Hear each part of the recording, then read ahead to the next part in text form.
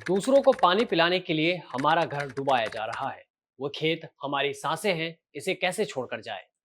ये कहानी किसी एक किसान की नहीं है। ये कहानी सिर्फ एक परिवार की नहीं है।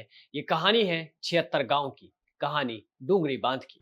आखिर कौन अफवाह फैला रहा है, कौन राजनीति चमका रहा है, साथ ही डूंगरी बांध क्यों जरूरी है, सब बताएंगे। तब तक आप कमेंट बॉक्स में जरूर बताएं कि नरेश मीणा और किरोड़ी मीणा में से आप किसको सही मानते हैं।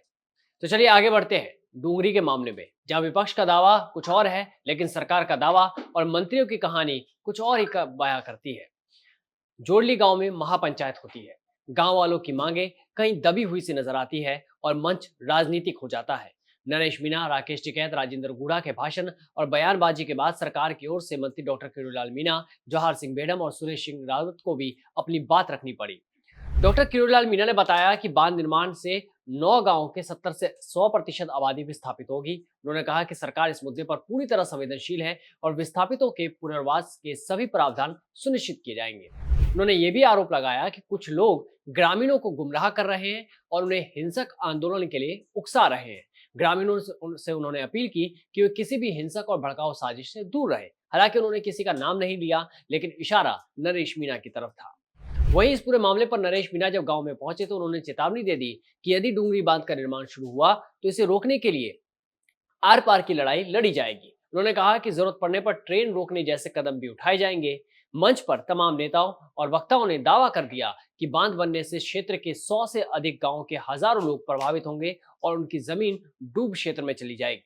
लेकिन गृह राज्य मंत्री जवाहर सिंह बेडम ने स्पष्ट किया कि विपक्ष जानबूझकर 76 गांव उजड़ने का भ्रम फैला रहा है, जबकि वास्तविक रूप से केवल 16 गांव प्रभावित होंगे और उनका पूर्ण पुनर्वास किया जाएगा। उन्होंने आरोप लगाया कि विपक्ष सफेद झूठ बोलकर किसानों को नुकसान पहुंचाने की कोशिश कर रहा है। सरकार ने दोहराया कि परियोजना जनहितकारी है और इससे राजस्थान के कई बड़े हिस्से में सिंचाई और पेयजल संकट से राहत मिलेगी। जहां एक तरफ विपक्ष का दावा है कि 76 गांव प्रभावित होंगे, वहीं सरकार का दावा है कि 16 गांव प्रभावित होंगे। मंत्री किरोड़ीलाल मीणा ने जानकारी देते हुए बताया कि डूंगरी बांध बनने से 16 गांव प्रभावित होंगे। इसमें 4,387 मकान भवन शामिल है। 2017 में बनी सर्वे रिपोर्ट में ज्यादा गांव प्रभावित हो रहे थे, इसलिए इसका भराव तल 230 मीटर से घटाकर 227.50 मीटर और भराव क्षमता 2100 मिलियन क्यूबिक मीटर से घटाकर 1588 एमसीएम किया गया। उन्होंने ये भी कहा कि 16 में से केवल 9 गांव ही ऐसे हैं जिनकी आबादी 70 से 100% तक प्रभावित होगी। ऐसे में सभी प्रभावितों का पास से ही पुनर्वास करने के लिए सरकारी योजना बना रही है। वही जल संसाधन मंत्री सुरेश सिंह रावत ने कहा कि प्रदेश के लिए अत्यंत महत्वपूर्ण परियोजना है, जिसकी वर्षों से मांग हो रही थी। जहां सरकार और विपक्ष के दावों में जमीन आसमान का अंतर नजर आता है, वहीं ग्रामीणों का कहना है कि उनकी 7 पीढ़ियों की सांस्कृतिक और ऐतिहासिक धरोहर अब नष्ट हो जाएगी। सरकार के दावों को देखें तो ये 16 गांव प्रभावित होंगे, जिसमें बनास नदी के किनारे स्थित गांव जो है वो बड़ोलास, बाण बिलोली, बिलोली नदी, भूरी पहाड़ी, तालेड़ा, भावपुर, डूंगरी, खिदरपुर, जाड़ू। वहीं मोरेल नदी के किनारे प्रभावित गांव होंगे सामोली, साकड़ा, हाड़ोती, बड़ोड़ा। सपोटरा नाले के किनारे रूपपुरा, पदमपुरा, एकट और किराड़ी। लेकिन इस पूरे मामले में आप भी सोच रहे होंगे कि आखिर कांग्रेस कहां गई। क्यों जब तमाम नेता जोड़ली गांव पहुंचे तो डोटासरा, टीकाराम या यूं कहें कि कांग्रेस के बड़े नेताओं ने दूरी बनाए रखी। हाँ, विनोद जाखड़ और भजन लाल जाटव जरूर पहुंचे। और आपकी जानकारी के लिए बता दें कि इस पूरे मामले पर करौली धौलपुर के सांसद भजन लाल जाटव ने संसद में डूंगरी बांध के मुद्दे को भी गंभीरता से उठाया था। यहाँ तक कि केंद्रीय जल शक्ति मंत्री सी आर पाटिल से मुलाकात कर बांध को तत्काल प्रभाव से निरस्त करने की भी मांग उन्होंने की थी। मैं करौली धौलपुर संसदीय क्षेत्र से आता हूं। वहां पर सरकार डूंगरी बांध बनाने का काम करने जा रही है।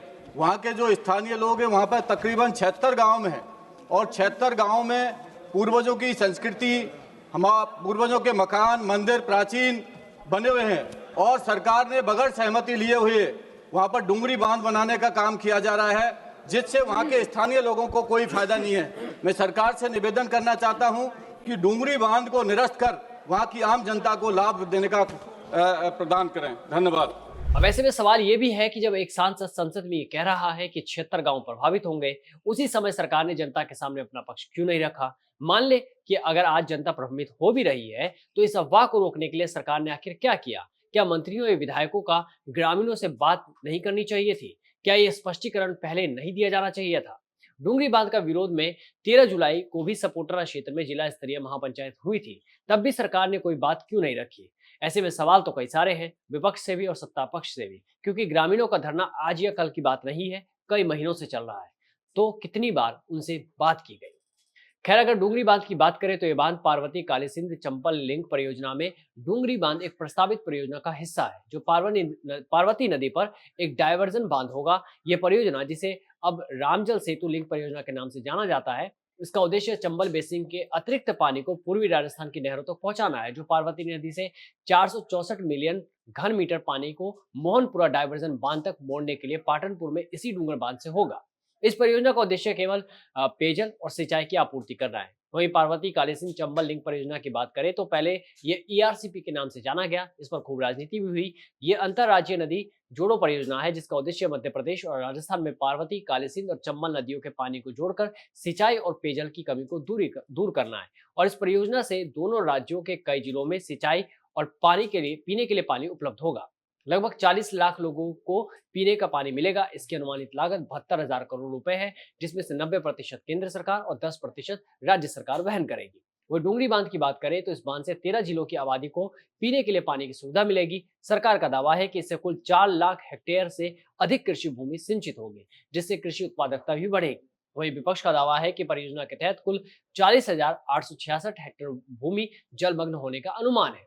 वहीं पर्यावरण की अगर बात कर ले तो रणथंभौर टाइगर रिजर्व और कैला देवी वन्यजीव अभ्यारण्य का लगभग 37 वर्ग किलोमीटर हिस्सा जलमग्न होने की आशंका है। तो अब देखना होगा कि डूंगरी के लिए सरकार आने वाले समय में क्या फैसला लेती है। और अगर उनका कहना है कि लोग अफवाह फैला रहे हैं, तो इन अफवाह फैलाने वालों पर क्या एक्शन लिया जाएगा।